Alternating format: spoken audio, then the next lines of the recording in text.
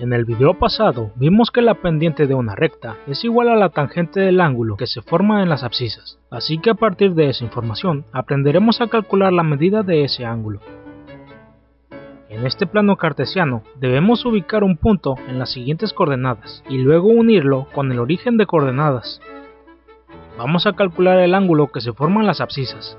Para eso necesitamos utilizar la tangente, porque de las funciones trigonométricas, esta es la que tiene una relación entre el cateto opuesto y el cateto adyacente. La tangente del ángulo se calcula dividiendo cateto opuesto entre cateto adyacente. Para saber el valor del cateto adyacente, debemos contar desde donde empieza la hipotenusa hasta donde se junta el punto que marcamos y el eje de las X.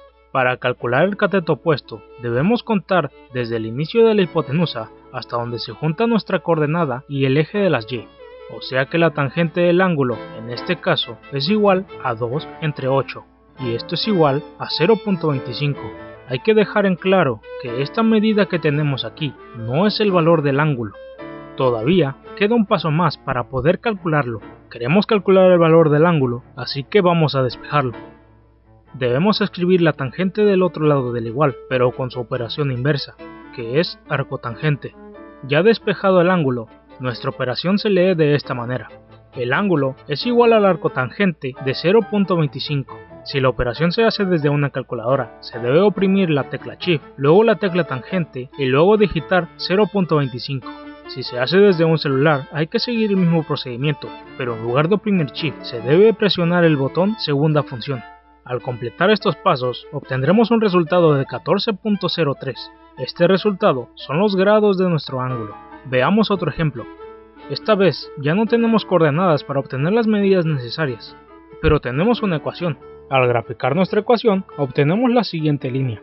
Podemos notar dos cosas: no tiene inicio o final y esta vez no pasa por el origen de coordenadas. Esto quiere decir que podemos tomar cualquier punto como referencia. Es recomendable tomar una coordenada que tenga valores enteros, para que el proceso sea más sencillo. Vamos a tomar este punto. Tiene coordenadas 0 en X y 2 en Y.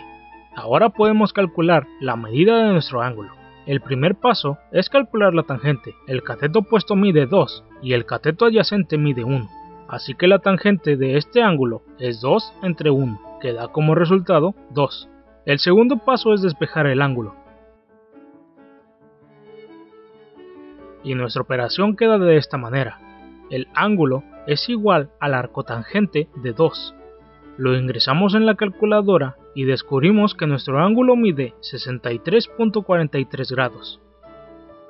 Tomemos otro punto de nuestra gráfica para saber qué ocurre con el ángulo. Ahora nuestro punto está más alejado y el triángulo que se forma es más grande.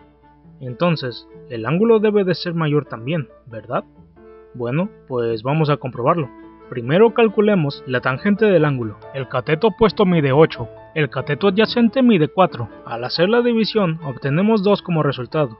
Es lo mismo que obtuvimos antes, o sea que el ángulo debe ser el mismo. Esto se debe a que cualquier punto que tomemos de esta línea creará triángulos semejantes. Y recordemos que cuando dos triángulos rectángulos son semejantes, siempre van a tener el mismo ángulo de inclinación y la misma pendiente.